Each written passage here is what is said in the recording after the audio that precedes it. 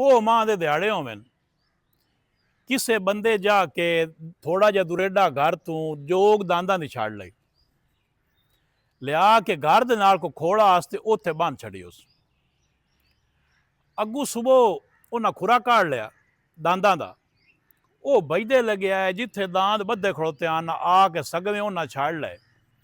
एक माई निकली आप तो अगर पिछा, वो दान छड़ के ले जाते हैं तो माई आख्या पर जहाँ छड़ के लेंदे उन तक काशा दिती जाओ। वो बंदे बड़े परेशान होए, उन्हें आख्या माई एक को साड़ी चोरी की है तो एक उन्होंने असीं किस वास्ते काशा देवीए।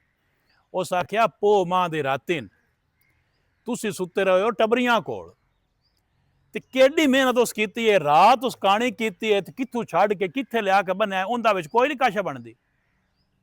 आ थल्ले जिहड़ी मैं तुहानूं वीडियो विखांदा पिया ना, मंगो आने दे विच एक बंदे घरों गार कड्ढीए, खोड़ खट के लै गया निशान दी ते अग्गू एक निक्की जी आड़ा ते ਉਹਨੂੰ ਜਾ ਕੇ ਉਸ ਖੋੜ ਗੱਦ ਦਿੱਤੀ ਹੈ, ਜਿੱਥੋਂ ਉਹਨਾਂ ਦੀ ਕੋਈ ਉੱਥੇ ਜਿੱਥੇ ਕੋਈ ਮਕਈ ਰੱਖਦਾ ਸੀ, ਕੋਈ ਦਾਣੇ ਰੱਖਦਾ ਸੀ ਕਣਕ ਦੇ, ਉਹ ਢੋ ਕੇ ਉਹ ਘਰ ਲੈ ਆਉਂਦਾ। एडी मेहनत ਨੂੰ सलाम तो करना चाहिए है ना।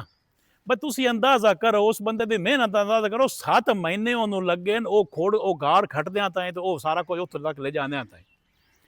वो इतनी मेहनत सिर गया तू करनी याद, किसी का खाड़ा भी खट्टे चाह इतनी मेहनत करके कई नाल तो इतना तेन उंज ही ढी जाना।